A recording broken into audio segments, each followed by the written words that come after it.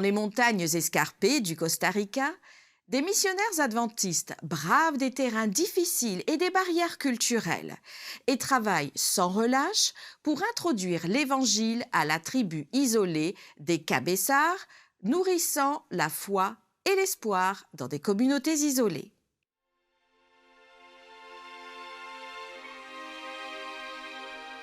Pour les habitants de ce village isolé, se rendre au magasin le plus proche correspond à des heures de marche à travers des montagnes escarpées et la traversée de rivières dangereuses.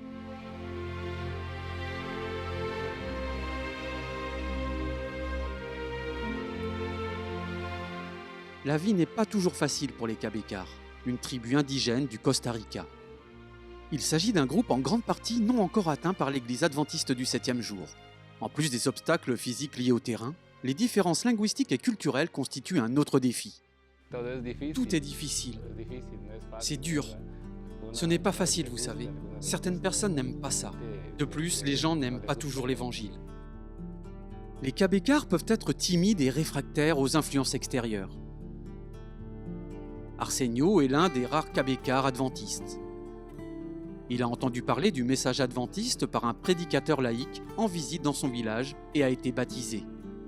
Récemment, Arsenio, devenu un pionnier de la mission mondiale, travaille à la création d'une nouvelle congrégation de croyants au sein de son propre peuple. Arsenio est encadré par Alvaro, un pasteur qui appartient à la tribu des Bribri, un groupe indigène apparenté. Alvaro est le pasteur de l'église adventiste la plus proche, mais qui se trouve à plusieurs heures de route. Bien qu'Arsenio parle déjà la langue et connaisse les coutumes, partager une nouvelle vision du monde reste un défi.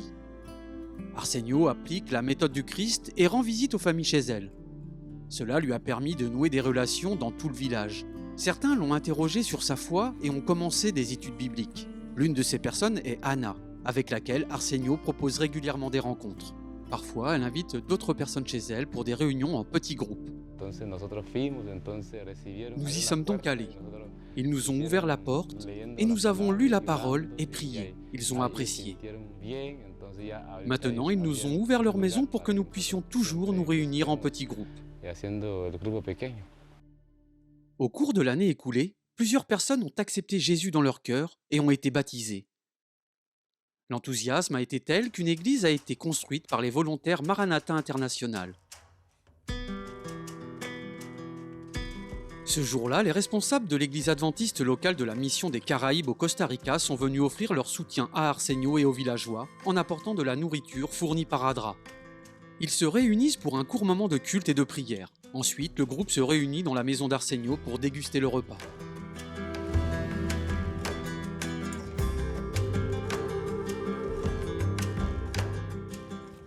Près de l'autre moitié du pays, Melvin est étudiant à l'Université d'Amérique centrale. Et comme Arsenio, Melvin est devenu adventiste grâce à un prédicateur laïque qui s'est rendu dans son village. Lorsque le message de l'évangile est arrivé dans notre village, il était différent.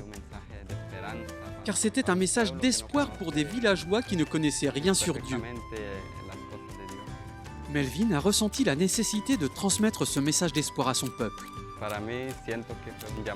Pour moi, il s'agit d'un appel de Dieu. J'ai donc accepté parce que j'ai vu que ce message est important pour ma famille, pour mon peuple et pour toutes les personnes que je connais. Melvin étudie pour devenir le premier pasteur adventiste de Cabécar. Son rêve est de traduire la littérature adventiste en Cabécar, afin que l'évangile soit plus accessible à son peuple. Merci de prier pour Melvin et le pionnier Arsenio qui apporte l'évangile dans des villages difficiles d'accès au Costa Rica. Priez pour ces régions à atteindre et pour que les Cabécars soient un groupe rempli de l'amour de Jésus. Merci de rendre ce travail possible. Merci de soutenir Global Mission.